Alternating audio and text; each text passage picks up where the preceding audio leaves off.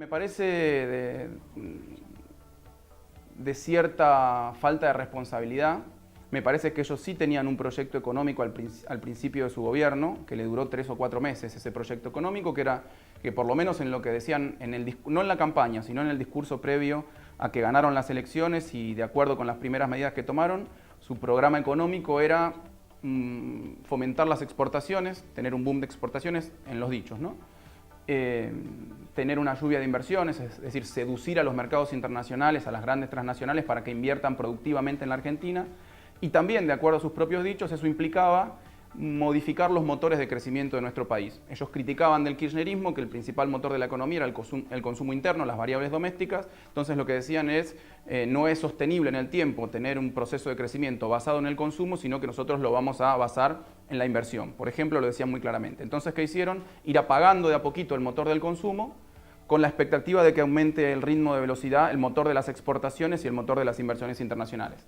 Lamentablemente eso fue errado desde un primer momento, más allá de las intenciones, digo, suponiendo que tenían buenas intenciones y que era un modelo que podía cerrar en sí mismo si eso sucedía, me parece que faltó una lectura del escenario internacional para pensar un modelo en esos términos. ¿Por qué?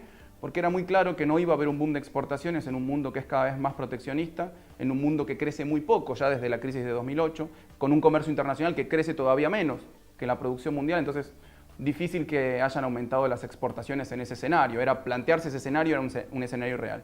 Y respecto de la lluvia de inversiones también, digamos, estamos en un fenómeno hace unos años de lo que se conoce como proceso de reversión de los flujos de capitales desde la periferia hacia el centro. Y la expresión más nítida de eso es que un pequeño aumento de la tasa de interés en los Estados Unidos provoca lo que los economistas llamamos o llaman un vuelo hacia la calidad, que los capitales se van hacia el destino más seguro a pesar de los rendimientos, que es los Estados Unidos. Entonces la lluvia de inversiones no iba a suceder, la lluvia de inversiones productivas no iba a suceder. Lo que, como se le apagaron esos dos motores, o como nunca pudieron encender definitivamente esos dos motores de crecimiento, lo que terminó haciendo el gobierno de Macri es salir a buscar algún pulmotor. ¿Sí? Iba apagando el motor que funcionaba bien, que era el de consumo interno.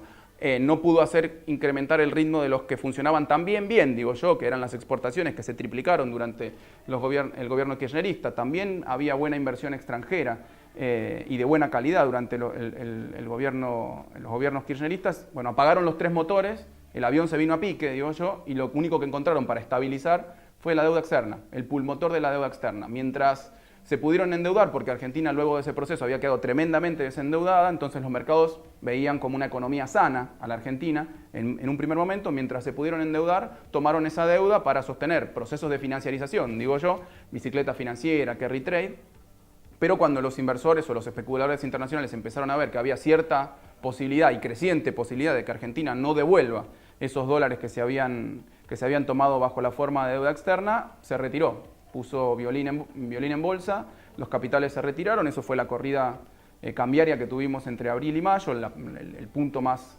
álgido de la corrida cambiaria, y ahí cuando ya nadie le prestó más un dólar a la Argentina, sino lo contrario, que los dólares empezaron a ir al exterior, hubo que ir a pedirle los favores, digamos, al FMI, que nunca son gratuitos. Eso está sujeto a una gran cantidad de condicionalidades, como decíamos antes, pero básicamente procesos de ajuste y pérdida de soberanía económica.